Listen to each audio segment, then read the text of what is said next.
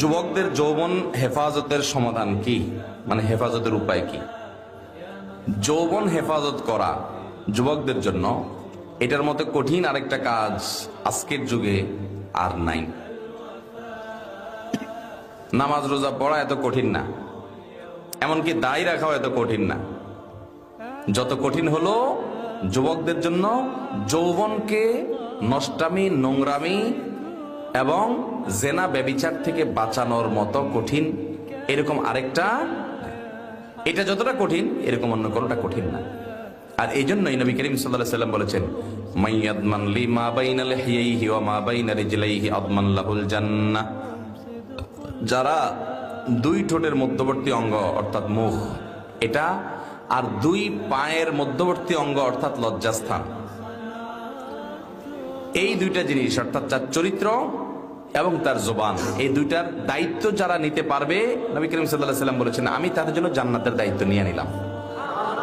তুমি তোমার এই দুইটাকে কন্ট্রোল করো, জীবনে কখনো এগুলোতে কালিমা লাগতে দিও না, এগুলো দিয়ে কোনো পাপ অপরাধ করিও না, হারাম রিলেশন করিও না, কোনো মেয়ের সাথে অবৈধ বিবাহ বহির্ভূত সম্পর্ক, হারাম সম্পর্ক, রিলেশন যেটাকে তোমরা প্রেম বলো, এই জাতীয় সম্পর্ক করিও না।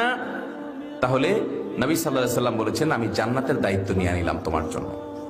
যুবক ভাইয়েরা, উপায় কি? উপায় নাম্বার 1, হারামের পরিবেশ থেকে দূরে থাকতে হবে। এই জন্য অনেক স্যাক্রিফাইস করা লাগবে। যেই জায়গায় গেলে হারাম থেকে বাঁচতে পারি না ওই জায়গায় ছেড়ে দিতে হবে। ফেসবুকে গেলে চোখের হেফাজত করতে পারি না, ইচ্ছায় অনিচ্ছায় দেখা লাগে, তাহলে ফেসবুকই বাদ। যে পেজ থেকে, যে আইডি থেকে এগুলো অনবরত আসে, এগুলো সব আনফলো।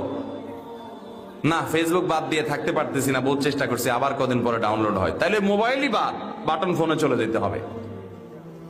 স্যাক্রিফাইস করবেন না আর শুধুমাত্র কিছু আমল করে জিকির আজকার করে জান্নাতে চলে যাবেন। জান্নাতে তো সস্তা না, আর মায়ের হাতের মোয়া না ভাই। হারাম থেকে বাঁচার জন্য সংকল্প করতে, যে যুবক নিজেকে হারাম থেকে বাঁচার জন্য চেষ্টা করে বাঁচাতে পারে না, আমি নাম দিই এটা হলো ঢিলা যুবক। ঢিলা, ডাইরেক্ট, যে যেখানে মেয়ে মানুষ দেখছে সেখানে কাইতে হয়ে গেছে, ভিডিও একটা দেখছে তো পাগলের মতো দেখা শুরু করছে ফেলফেল করে, এটা ডাইরেক্ট রুগীর মতো হয়ে গেছে। নিজেদের নিয়ন্ত্রণ করার ক্ষমতা নাই। আর যে হারাম দেখলে নিজেকে সরায় রাখে, না আমি এদিকে দেখবো না, আমি এটা শুনবো না, আমি এই পথে যাব না, আমি হারাম কাজ করব না, সবাই করে আমি করব না, নিজেকে বাঁচায়, সংগ্রাম করে, এর মেরুদণ্ড আছে, এর ভিতরে নিয়ন্ত্রণ শক্তি আছে, কন্ট্রোলিং পাওয়ার আছে। এ হলো আসল যুবক, এ হলো সাহসী, আর ওটা হলো ঢিলা। কথা কি বুঝতে পারছেন? এই জন্য বাঁচার উপায় হলো হারামের পরিবেশ থেকে সরে আসেন।